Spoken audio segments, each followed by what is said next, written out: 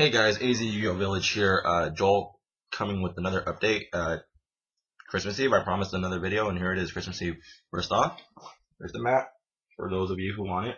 Send me subscribers, give me some likes, give me some comments, and if you want extra points for the map and for the bonus stuff I'm going to give out, go to my older videos, like, and comment on those videos as well. So yeah. The other things I'm going to give out is basically the skeleton version of Gear.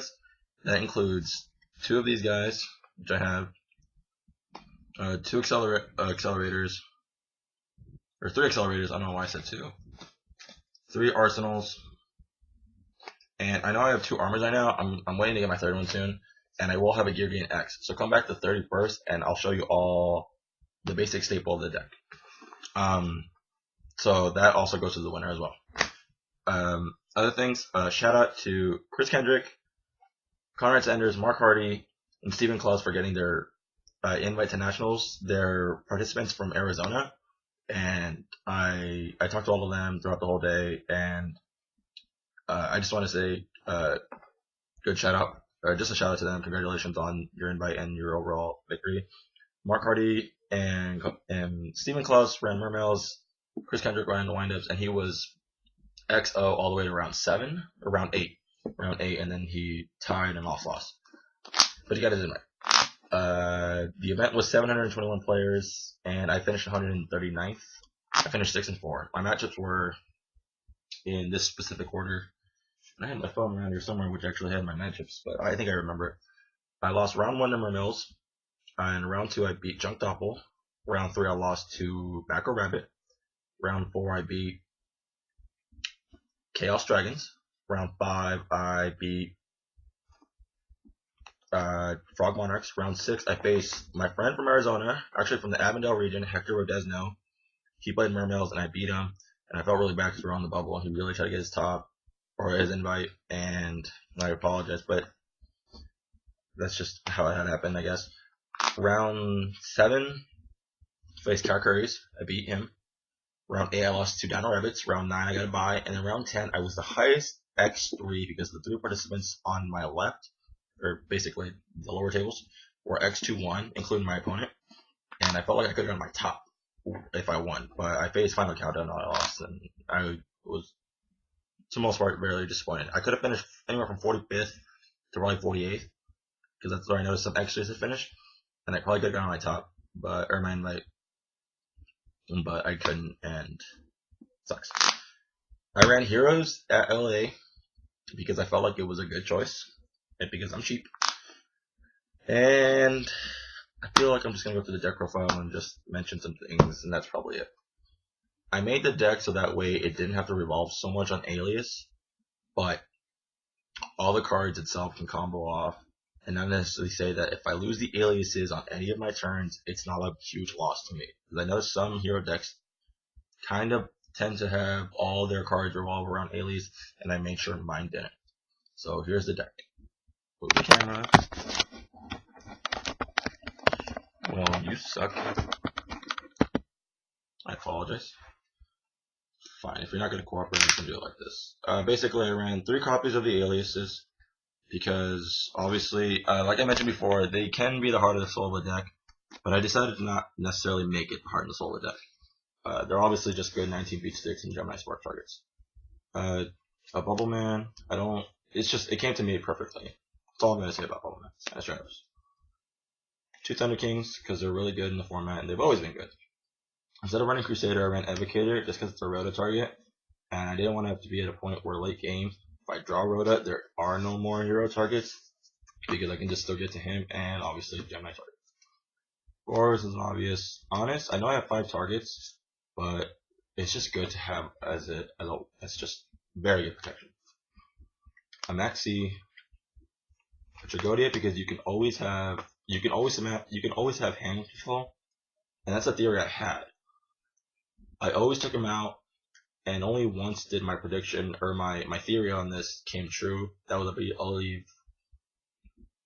I want to say, against the Karkuris matchup.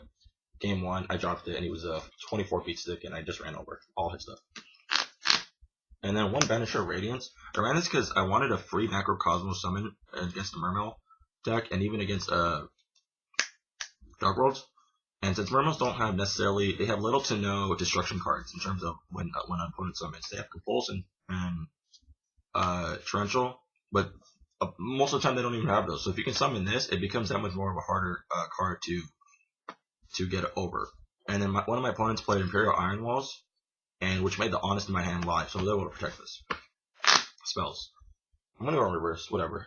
I made deck one Soul Taker because I was fearing the Mirror matchup and the Chaos Dragon matchup. This only worked once in terms of the credential ability of the card, which is to negate the Light Pulsar.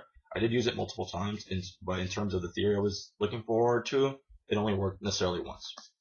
The Dark Hole, the Monster Reborn, the Heavy Storm, the double MSTs, 2 Super Polys. I didn't tell the third. 2 is fine. If I had 3, it would clog, and I would waste a Super Poly for a Super Poly. That's what I didn't want to do. Plus, macro is a really huge thing that I didn't want to go up against. So yeah, Search Engine, the Rhoda, the double E-Call, and the Dualities. Trip Miracles, Trip Gemini. And then a Starlight Road, 2 Bottomless, 2 Dimensional Prisons, 2 Warnings, 2 Torrentials. I didn't play Hero Blast. I thought about it. I thought about playing Hero Blast, but I didn't want to. I was fearing the Macro Rabbit matchup as my third biggest matchup. Actually, third biggest matchup. And the order of the things I feared were Dark Worlds, Mermails, and Macro Rabbit. Nope. Basic Dino Rabbit's fine. Macro Rabbit scared me.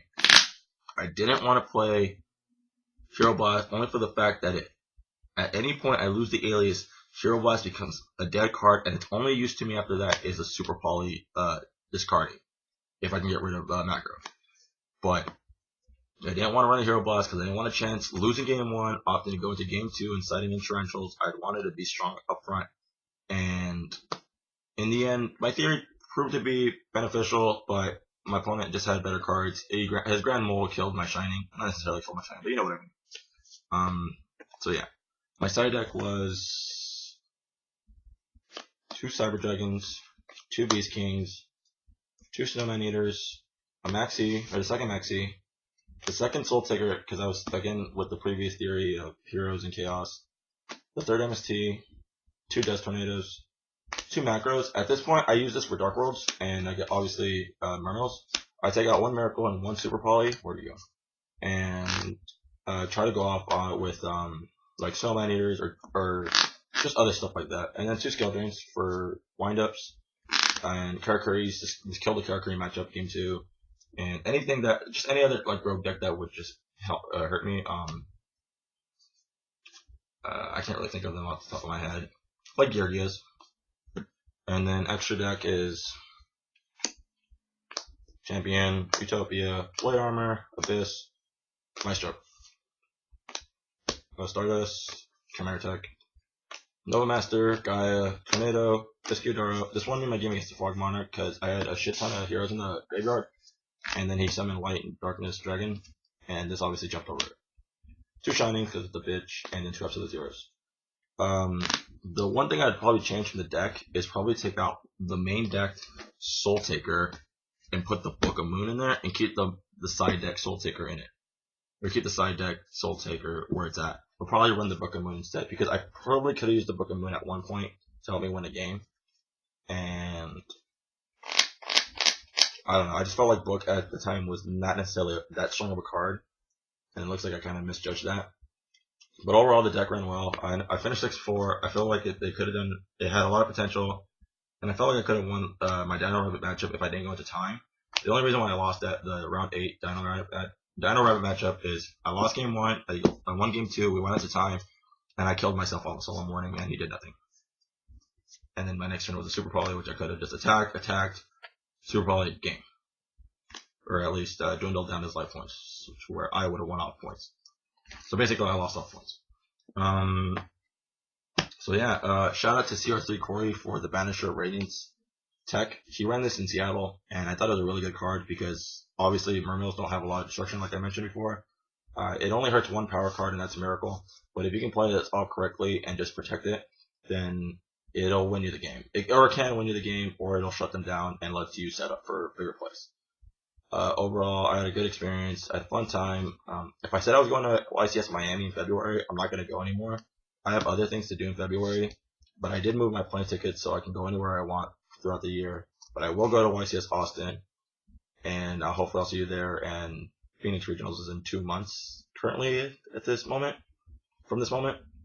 So, yeah. Again, come back the 31st so that way I can show you the update of the Geargias, the mat, and other things that's going on the 31st. I'll see you guys later. Enjoy your holidays, and to all those who believe that the world ended, sucks for you guys.